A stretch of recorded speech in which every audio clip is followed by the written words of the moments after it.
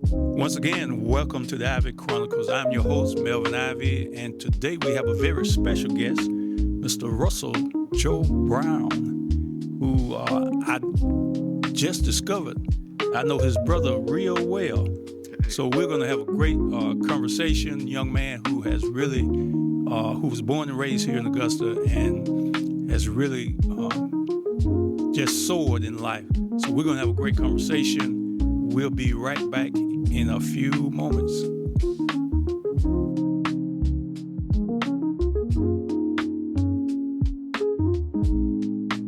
So today we have our very special guest, Mr. Russell Joe Brown, who has gone places, seen things, and has got his start here in Augusta, Georgia. So tell us about your upbringing and how you kind of got to, before we start venturing to some of the places you've been and lives you touched and changed. Sure. Well, thank you so much for having me. I grew up here in Augusta. I went to Immaculate Conception, Episcopal Day School, and Aquinas. Okay. Excuse me. Then I went to Morehouse College and I Okay. got a degree in psychology with a minor in music from there. And then I lived a lot of different places. Then I went to New York to live.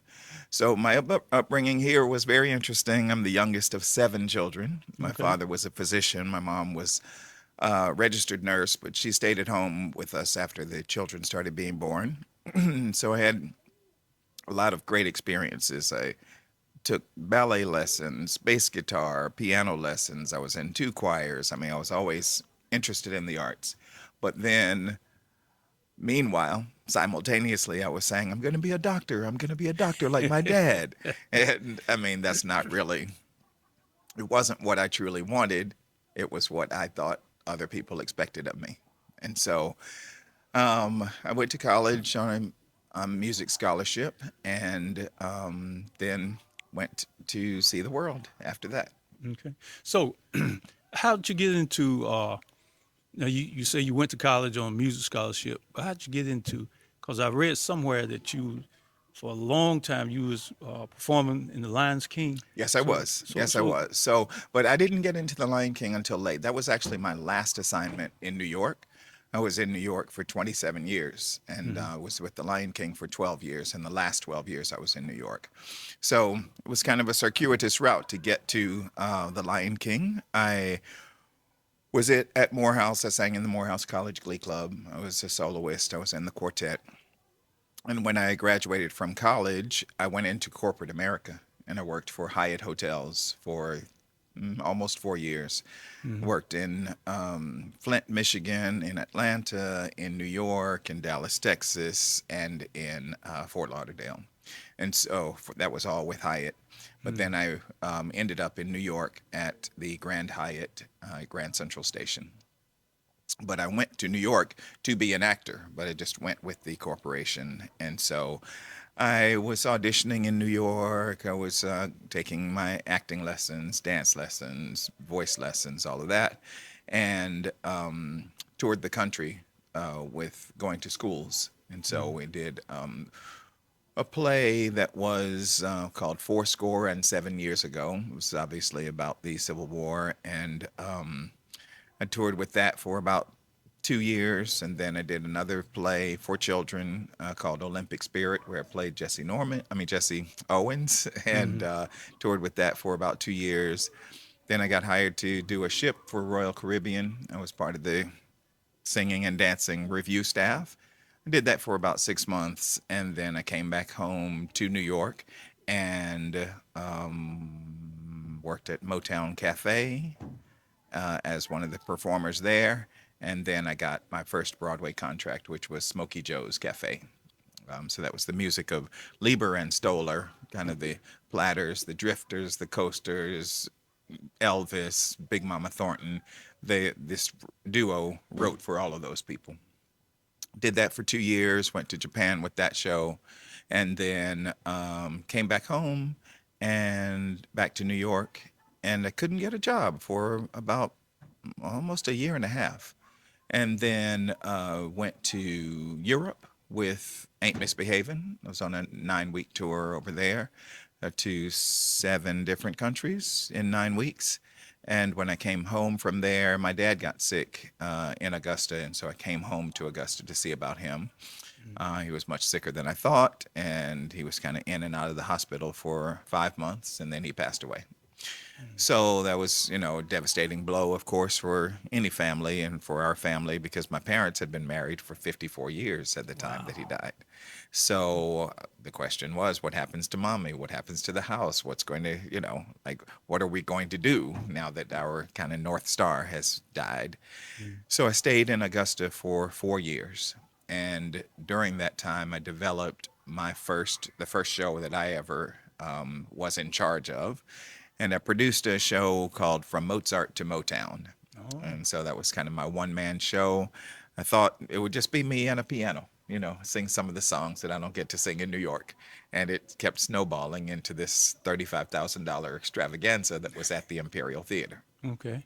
Okay. So that's kind of my early journey in New York.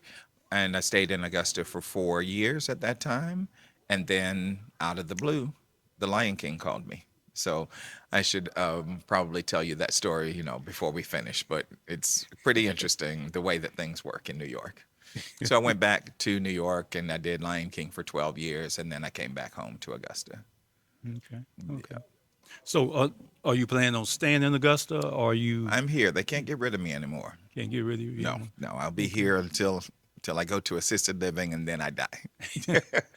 So, what projects are you working on here? Because I know I can tell by the way the way you talk that you're really into, doing your own thing, writing your own plays, things of that nature. I am. So I'm very excited at this point because I have formed an LLC, Okay. Limited Liability Corporation, a new company that's called From Mozart to Motown Productions. And I formed this company because over the last 20 years, I have helped nonprofits in Augusta to raise money. Hmm. I've raised over $350,000 for local nonprofits. And so that was kind of an ad hoc thing. People would call me and say, will you do a fundraiser for us? Or I would go to a nonprofit and say, hey, I really like the work that you're doing. Let me do a fundraiser for you. So, I mean, it wasn't formalized and it wasn't a regular occurrence. It just kind of happened. And so I decided that I really wanted to formalize that work that I was already doing Hmm. under a company umbrella. And so now I just launched that company in the last 6 months, Okay. and we are actively speaking to nonprofits about producing shows where I'll be paid a salary and they put up the seed money and they take all of the net proceeds. Oh, okay. So the sky's the limit in terms of the amount of money that they can raise because I'll be raising money for them, they'll be raising money for themselves, and I will do the majority, my team and I will do the majority of the work. So, Okay. for example, let's say that the American Red Cross Hmm. has a fundraiser every year. Well, that fundraiser may have gotten stale. Maybe they want to go in a new direction. Maybe the person who normally did it is no longer on staff. And so they could hire me and my team to Hmm. do their annual fundraiser for them. They would put up the seed money, and then I would get to work to produce their fundraiser, which would be my show. And so I'm going to hire the band. I'm going to do the marketing. I'm going to hire the marketing material, the marketing firm. I'm going to rent the venue. I'm going to do the show. I'm going to produce their VIP reception for them. And then at the end, no, during that process, they're going to raise money also. And they're going to attract their sponsors to support this effort because they're going to take all the net proceeds. And so when it's all over, then we write them a big check. So this is a new formula for us. Back in December, I did a fundraiser for Payne College, which was my idea. I went to Payne College. I offered them that I wanted to do a fundraiser for them, and my goal was to raise $40,000 for them, and I did. Hmm. So that was two performances in the chapel called Russell Joel Brown Home for the Holidays at Payne College. And so it was very successful. And, after that, I thought this definitely is something that has legs. Okay. Yeah. Yeah, because I was going to ask you about Payne College because I noticed that you had made the donation to Payne. So, Yes. uh, because, and I tell people about Payne, I said Payne is the CSRA's HBCU. That's right. It's the only HBCU in the CSRA. That's right. I said, so really, there's no reason why it should be struggling. Hmm. I Uh, agree. there's no reason. I Matter agree. of fact, I just text Dr. McCone a Oh, few really? minutes ago because I'm on him about a project Oh, that okay. that that I want to see us get off the ground, Okay. and because there's anywhere between 8 and 900,000 people in the CSRA, Hmm. if we could capture 100,000 of those people to contribute on a reoccurring Sure. thing, pain could really flourish, That's right. and they could really do what they have a vision to do there You're at right. that institution. So I commend you for that. Well, So, thank you. Thank so you. now I understand Keith is your older brother, Yes, he is. Kenny Ack. Yeah, he can act better than I can act. He just hadn't had any training. Yeah. The reason I had to throw Keith a bone because every now and then he'll call me out the blue. Okay. Uh, Yeah. you know, He's good for that. yeah. He's good So for that. I met Keith some time ago, and really good guy, really Yes, he good guy. is. So I also understand that you have like a mentoring. So I Uh, did for 4 years, mhm, from almost 5 years, from 2019 through 2024. I ran an after-school program here in Harrisburg mhm. that was called Boys with a Future. Okay. And it actually evolved into boys plus one girl with a future because one of the boys' twin sister wanted to be a part of the group. Okay. And so it was operated out of St. Luke United Methodist, and Right. it was a program of Good Neighbor Ministries, Hmm. which was the 501c3 that sponsored the after school program. Okay. So there were a couple of boys in the neighborhood who had witnessed a murder Mm. in 2019, and the church, they were, all of their families were connected to the church in some way, and so the church felt like they had not had the time or the space or the license to process that trauma of Okay. having watched one of their friends be murdered in broad daylight. Mm. So they asked me if I would design a summer camp, bring those boys in, and help them process trauma. I said, well, I don't know anything about processing trauma, but I do know how to program for children. I can certainly design a summer camp, and maybe we can have mental health professionals from MCG be the camp counselors. The Hmm. kids won't know. And if this trauma comes up, or if there is, someone has an adverse reaction to something that's outside of the stimulus, then they could have a sidebar with the mental health professionals. So it was very successful. We did that for 2 weeks in the summer of 2019. And then the church asked me, well, can we make this into an after school program? What would that entail?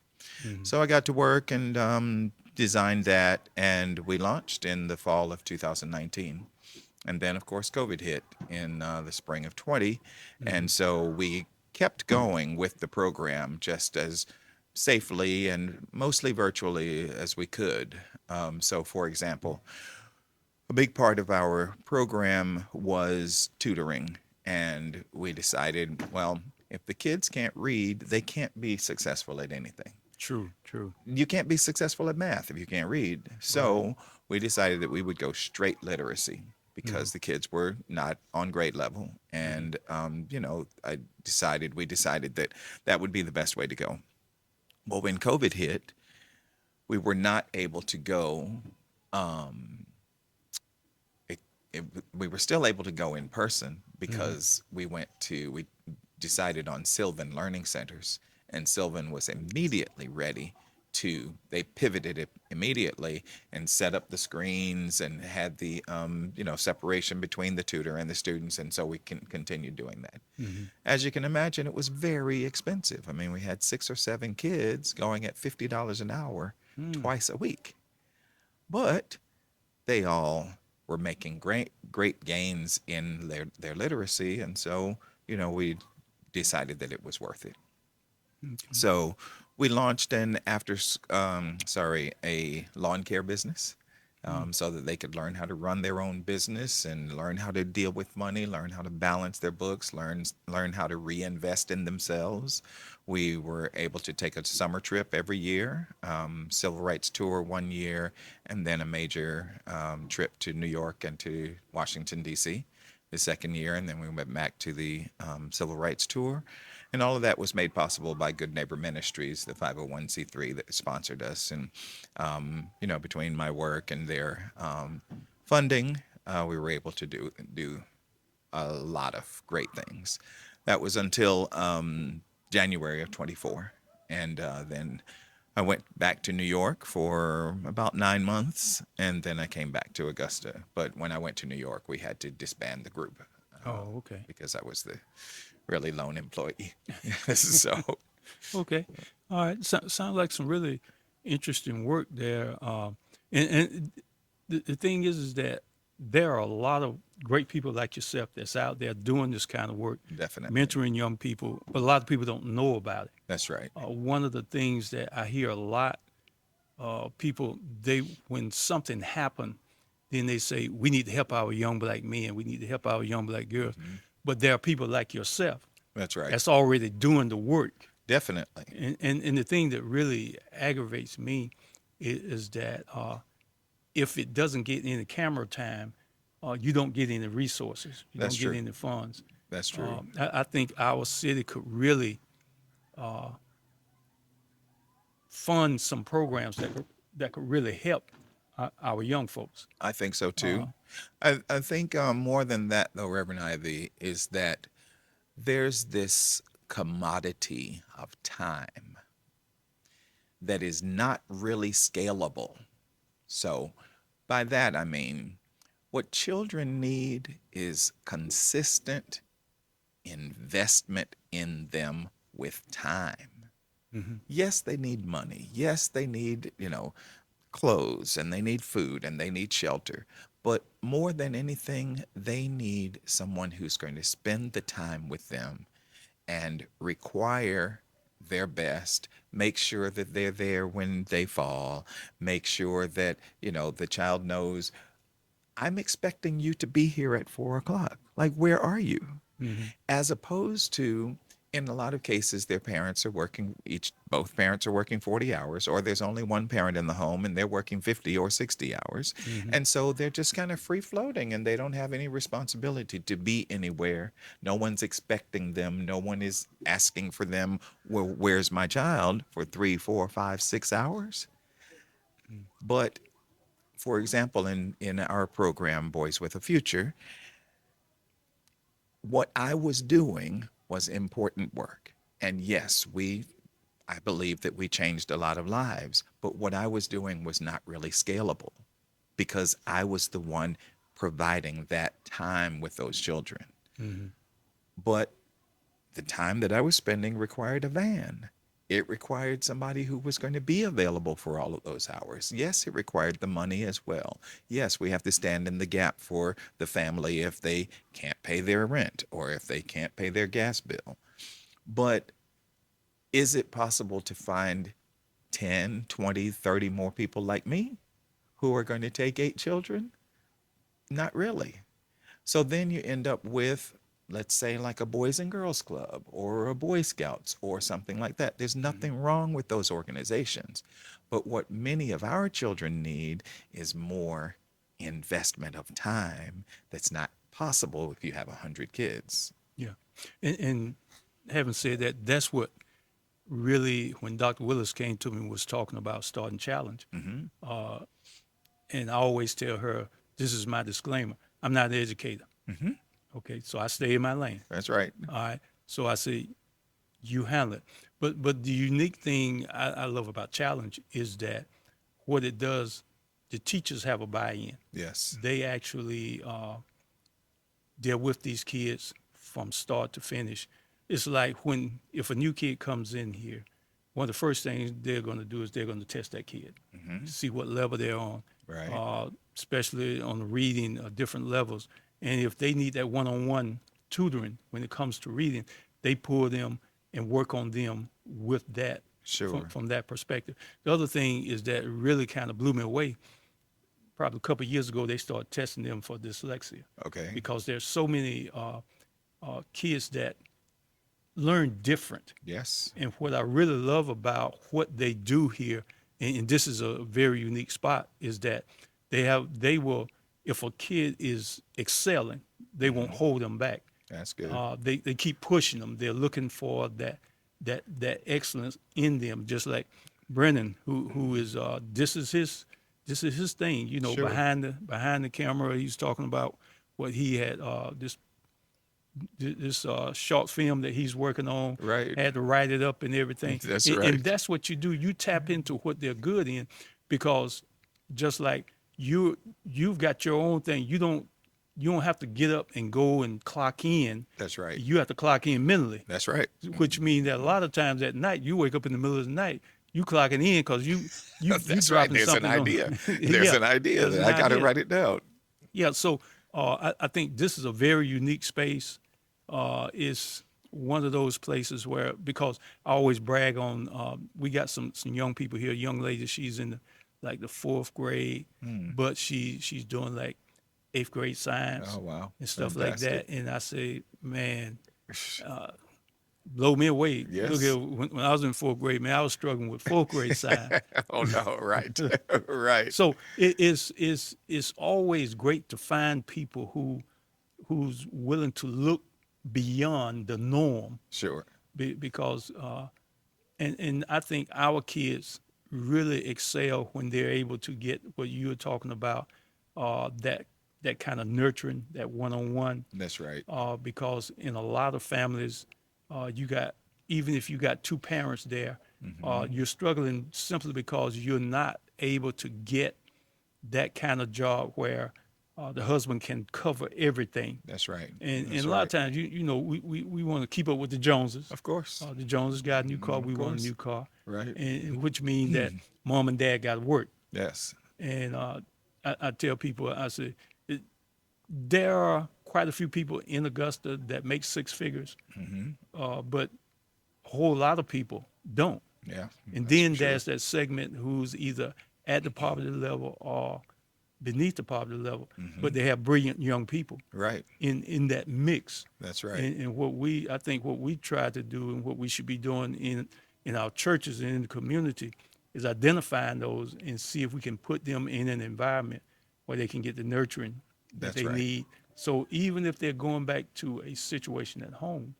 that's really not that well, they know that, hey, if I can make it through the night, Yes. I got a space that I can go to where I'm going to get what I need. That's right. That's Not right. only will I get some food, I got some people that's going to hug me, going to love on me, Right. and make sure that I get my work. That's so when right. I go home, Yes. I can deal with the challenges at home. That's right. That's right. It that brings up an experience that I had when I first started the group. What I realized, there's an epidemic, in my opinion, of children not being told that they are loved. Right? And so I remember I was dropping one of the kids off, and I was like, I'm going to do something about that. I'm going to do something about that in my group. So I thought to myself.